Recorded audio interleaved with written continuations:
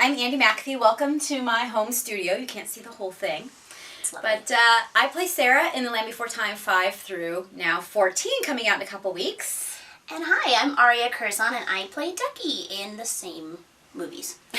So, we get a lot of questions from fans, and since the new movie is coming out, we thought we'd try to answer some of them, the ones that we get the most often, and we thought that we'd share some things maybe you didn't know or think to ask, sort of behind the scenes. So one of the things we wanted to share is that Aria and I actually worked on another animated project together. Ooh. Do you want to tell them what it was? Yeah, we were in Disney's Recess together.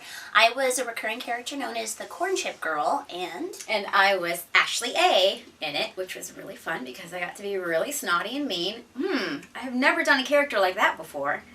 No, you're always so sweet. So that's something maybe we think that fans didn't know. So we've known each other a very, very long time, and we fit in things together.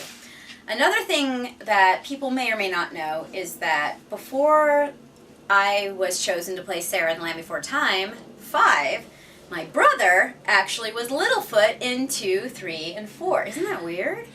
I actually thought you were Cera in 4. I thought you started before me for some reason. Even we don't know our own stories. I didn't. So this is kind of an interesting story about how I was chosen to be Cera in the first place.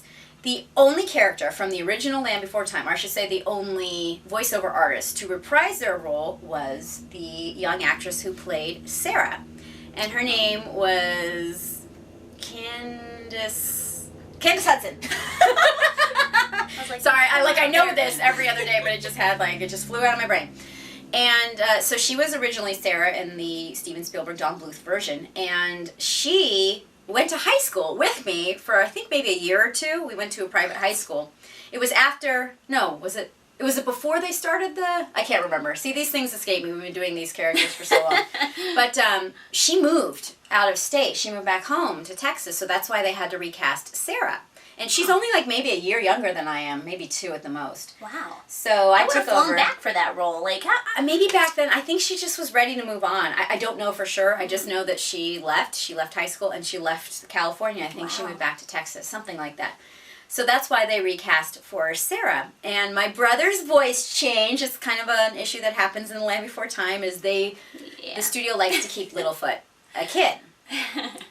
They like the innocence of the young boy sound, which you can only get if you are a real little boy.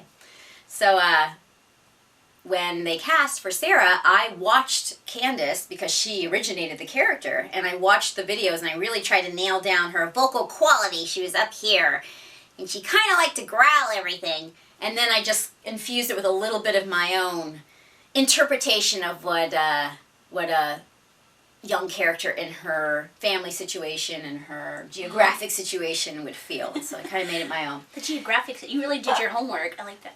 Yeah, I was 16 when I started as the character of Cera, so I was quite mature.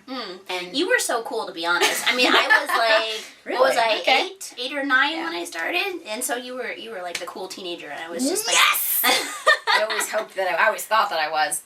And before Aria was Ducky, there was actually an actress in between the original Ducky and when Aria started doing it. Yeah, and that's the weird thing. I actually met her once. I felt a little bad. I didn't know that. I did, So you're learning all kinds of things. Her name is Heather Hogan, and I met her at an audition, and I saw her name, and I knew the actress who previously played my character. I was really young, and I feel a little bad, kind of about it right to this day, because I went up and I was like, you used to be Ducky, and I'm the new Ducky, and I was like, maybe that's a little awkward, going up to an actress, because I didn't really know why she was recast, except what I heard is that she got too old for the role, and I'm thinking, I guess that happens to girls too. Well, the moral of the story is we have no idea why studios make the decisions that they make. They have their rhymes and reasons, and we're just the performers. We're paid to show up. We have nothing to do with how characters are cast, what they say when we do show up to record them. Most of the time, you don't get to go, I really think that Cera would say this or that. That's a fallacy. If you think that's how this works, Studios pay people lots of money to write these projects, and they're not like huge fans of you coming in and going, I don't really like that line. It doesn't really mesh with what I feel the character would be saying. They don't mind suggestions, but yeah. It's not up to us. No. You can maybe do an alternative, but you're going to get what they wrote, first and foremost. So you don't call the studio and go, hey, you know what? I really liked being Cera. Can you make another movie? You don't do any of that stuff. You get a call if you're lucky. Yeah. So for the last movie, for the Land Before Time 14, Journey of the Brave, is that what it's called now? Yes, Journey of the Brave. It had some different titles over since we recorded it. Yeah. But I personally had no idea that they were even bringing the franchise back. It had been 7 years. Yeah. And you found out through somebody was auditioning, right? Yeah, my friend's son was auditioning, and I get this text from her, and she's like, are you going to be in the new Land Before Time? And I'm like, what? I actually think you may have texted me or something and said, hey, did you hear about that there's a new Land Before Time? And I was like, what? And just sort of waiting. Research on it. Yeah, we were like, are we going to be in it? Are they like, do we not know about it because we're not in it? Sometimes when it's a new company, like other companies took over at Universal, they could just wipe the slate and start over. So we had no idea. We are at the mercy of studios like every other voiceover artist. And we had no idea if they were going to keep us or not. We don't take things personally. If a studio is ready to move on to another person, that's how it works in this business, and it happens to everybody. Yeah. So, but we were very excited when we did get the call, which was, for me, a week before I was supposed to show up and record the movie. So I had no idea for sure that they were even doing a movie or that I was going to be Cera in it until a week before we started recording. Yeah, same here. All right. It was really exciting, though. And something else you may not know is the way that movies are recorded, including Land Before Time, we record differently now than we used to when we started The Land Before Time 5. We used to get the whole core cast together. So myself and Aria, whoever's playing Littlefoot, Jeff, and Rob, we would sit there together as the core, gang, and we would record the whole movie together over a few days. Yeah. And over the years, that has changed. And I recorded the whole entire movie by myself. What? I thought you had... Anybody? No. Oh, that's going to be hard for you. Nobody laugh with. So one of the things that's great about recording with the whole cast is that, especially Jeff Bennett and Rob Paulson, is that they are 5 years old at heart. Yeah. And they like to make all kinds of jokes right when you're about to record. So you're like, Ducky, because they're over there doing some sort of dance, or I don't know. Or they've just done a multitude of impressions, they're hilarious. I mean, it's kind of funny when the little kids are, more quiet and well-behaved. Yeah, so I didn't get to record with anybody, but you did. I did. I recorded with Jeff and Felix, who's the new Littlefoot. I never met Felix until the rap party. Never met the new Chomper. I didn't meet the new Chomper either. He's adorable. Never knew they even had a new Chomper. Nobody tells us anything. So if you think that actors know what's going on, no. We have no idea. I was the only person in the studio, so they could have. The only reason I knew Aria was in it is because I still we talked to each other, but I had no idea who they were going to cast for anything. In fact, I still don't even know who plays Grandpa. Oh my gosh! I have no idea. Somebody asked me that in another interview, and I was like, oh my gosh. She's like, do you know who's going to be? And I'm like, should I know this? I should know this. Nobody tells us anything. We have no idea. So there is a new Grandpa Longneck and my dad, Topsy. Who are they?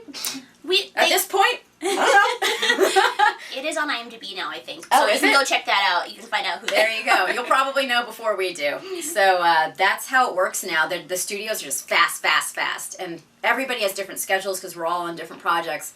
So they're just efficient. They call you in when they need you. They get you the day that you're available, and most of the time, and this is true for most animation, you don't ever see anybody else. You maybe here and there you'll get to record with one other person because they happen to be available at the same time you were. But for the most part, you're all by yourself.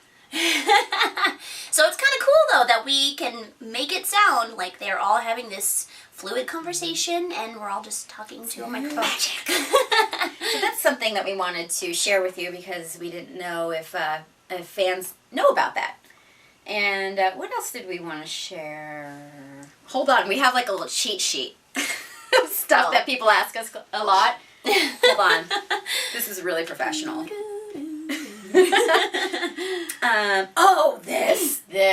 This. Okay, that. We need to clear something up, people. There is a video floating around YouTube of kids singing If We Hold On Together, which is the theme song from the original Land Before Time. Yeah. Yes, we sang it. It was us. Yeah. We sang it. We didn't actually, I was never told what it was for. We just showed up and sang. And I didn't even really know if I was supposed to be Cera or not. I think I sort of sang in my own voice, which is maybe why it sounds a little different. I had no idea it was going to be on a VHS tape or in the doll that they made, which is sort of an urban legend. Nobody's ever seen it. I think I saw it once. I got one. You didn't get What? I got a doll. Maybe I bought it. I might have bought it. I don't think they gave it to me. But Oh, okay. Yeah, that's another thing. With the exception of this lovely doll here and that cell, nobody gives us anything. I got this. We don't get anything. No presents. Here and there. Nothing. They just forget all about us, and we don't get any toys. We have to go buy them, okay? Hey, well, didn't we get copies of the movies for a while, I think? I hope we get a copy this time, because I don't know. No idea. You guys might see it before us, for all we know. But Probably. Apparently, the fans know everything before we do. Like, they know who's directing. They know. I know nothing about this movie. I still only know maybe 50% of what's going on in this movie. But hopefully that changes as we get closer to the release date and we have hopefully a premiere where we get to enjoy the fruits of our labor with everybody else who worked on it. Because at the wrap party, we didn't get to see the movie. So we still have no idea what it looks like. it was cool. They were playing it on a projection, but there was no sound. Yeah. So I was like, oh, And it looks good. It did look good, but we were so busy talking and, enjoying each other's company that I really didn't have a chance to even see what was being projected in the first place. That was one cool new thing, though. They've never had a wrap party. That's true. And this one was nice, and everybody was there, like the animators, like everybody from behind the scenes. We've never gotten to meet those people, so that was pretty cool. We used to have premieres at Universal Studios. Yeah. But I think they just ran through them so fast, like a movie a year. There's like, Yeah, don't worry about it. Same people. They don't need to get together and watch the movie. It's fine. Like we said, we don't know why studios do or don't do what they do. But hey, there's 2 sense. weeks. We could still get a call. There might be one, coming up that's next week or something. You never know. It's kind of fast in this industry. Yeah. So that was something else we wanted to share with you, that we did sing If We Hold On Together, together with Michelle Brownman, who writes the music for all the Land Before Time movies since we started. That was really a great experience. It was a great song. Yeah. We thought about recording it together as adults, as big girls now, so we could really All sing. mature. Instead of singing way back here in our voices, it would be nice to. That's how I sounded.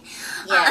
We thought it'd be fun to sing like adult women and really be able to use our voices. So if that's something you're interested in seeing, we would be happy to record it for you. Absolutely. And the funny thing, it was us singing, Ducky and Cera, but the doll was Littlefoot. I always wondered about that. Yeah. It was a Littlefoot plush with a little squeezy thing. I thought it was Ducky and Cera in a hug, or I don't know where I got this idea from. Like I said, if you want to know anything about The Land Before Time, don't ask me. I'm sharing with you everything I do know. Okay, we had to edit this together because we had some technical difficulties. It's gotten a little darker, so we may be a little bit more in shadow, but that makes us more mysterious. So one of the things we get asked quite a bit is, how do we get into character?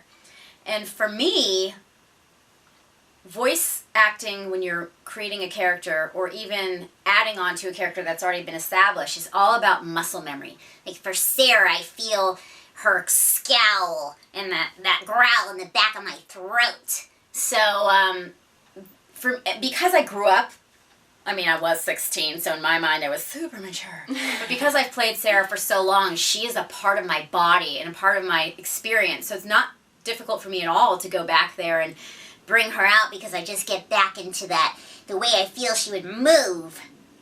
Yeah, exactly. It is a very physical thing. I mean, I grew up with Ducky too. When I started out, Ducky was very close to just my natural voice anyways. And as I got older, there was that little bit of concern, like, am I going to be able to maintain that young sound? So I did have to work at it for a little bit. And then again, like she said, she's so much a part of me as a character that it really just becomes very natural to go back to, after a while. One thing that does help is because she has to sound very high and up there. Sometimes I try to do a warm-up that will, like, push my voice into that range, because I know if I let her drop down, even if she sounds cutesy, she's going to sound a little too old. So sometimes you go a little too, like, make yourself sound as high as possible so that you can, I know, so that way you can relax down into the place that she's supposed to be in, you know what I mean? Sort of like opera singers, they warm up way high. Aria has a lot more singing training than I do, I think. Like, have we actually ever had any, like, I mean, I don't even know what breath exercises to do when I sing. It just happens. But I think you've been in musical theater, and you have a little bit more training and real singing experience, which is surprising because you have such a great voice. Well, thank you. I don't know. I've never had any training in voiceover or in singing. I don't know. I think I was on the job. Yeah. I started voice acting when I was 8 years old, and I was doing on camera as well. But voiceover became my thing when I started going to college, and I dropped the on-camera for a multitude of reasons, which I will not go into right now. But another thing I think that's important, especially if you're trying to be a voiceover artist or you're interested in creating characters, is with the exception of a few iconic, like, for example, Donald Duck, Mickey, like, iconic characters, you're not supposed to copy other people. Like, I'm not supposed to be Candace Hudson. I'm supposed to have the spirit she created in the character, but put my own spin on it and make her come alive. The point is to make a character come alive, not to copy somebody else's life.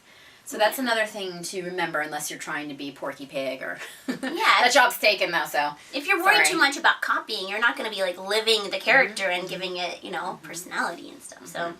Absolutely. And if you are interested as well, like you said, in voiceover, as a lot of people that we speak to are, it's really, it's a good idea to start practicing those things and start creating characters from different places in your body. Like, you can do something physical and see what happens with your voice when you do that physical thing. Like the difference between Cera, way back here, and another character that I'm kind of known for, which there are some rumors that she will be coming back, is Phoebe from Hey Arnold. So she's very much like this because she's very timid. So she has a much different facial expression than Cera, who's way back here. So for me, it's all about the body. Yeah, and a lot of voice actors, you do have to, make sure you don't go side to side. You want to stay in front of that mic, but they can get really physical. Their arms, their expressions, like, it all helps. And another tip I've heard is that bad impressions turn into great new characters, because you're not going to be who you're trying to sound like, but you're going to be something completely new and unique. Yeah. So what is this, the rumors? I want you to speak a little bit more about these, like, rumors that I don't know. Like I said, we always are the last to know. That's true. I've heard that there might be some Hey Arnold movie. I don't know. I guess we'll find out soon. That's exciting. Ooh, yeah. So another character that I've played for a long time. But it's so easy for me to get back into character because Phoebe is me. I grew up playing her. I created her. So so it's not hard at all to get back into character, especially when they're so much a part of you and you grow with them. And the characters grow in the movies too. So, to wrap up, we wanted to let you know that we appreciate all of you fans who love the movies, who love the characters. And if you have any questions, artwork, if you want to try your hand at being one of the characters that you love, feel free to comment underneath this video. And try to make your questions specific, though, because we do our best to answer questions that we really feel we can add something valuable to. Like, we want to answer things that aren't special. Already, people don't already know. And Yeah. So try to make them. We'll do our best. We promise. We'll do our best to answer you in a YouTube video. You can respond to me. My name is Anndi McAfee at the top of the page of my YouTube channel, and Aria has her own, so she can answer her own questions on her YouTube page. Yeah, at Aria Star 87. And if that's wrong or changes, I think it is. I think that's right. She thinks it's right. We'll put it in the description too, so you know, and we'll share each other's videos too, so you can always find them. But we love to hear from you, and we'll do our best to respond back. And we like this whole YouTube thing. We're trying to be more diligent about creating content for you guys, because you're such loyal fans. All you beautiful people out there. Bye. So thank you so much. We hope you liked our video. We hope that you learned something that you were curious about. Something new. And like 2 weeks. It's less than 2 weeks now. 2 so weeks. Go out and support. From where? Where can they get it? Oh, my goodness. The most important thing. So you can physically pick up the DVD only at Walmart. It's exclusive this go-around. Otherwise, you'll have to wait for the digital download. If you don't live near a Walmart or you just really don't feel like going into one, whatever, you can, well, you know, people got their thing. You can, excuse me, that was really attractive. You can pre-order it online and they will just mail it right to your house. Easy. There we go. Easy, yeah. Enjoy the movie, and we hope... Let us know what you think. Only if it's good.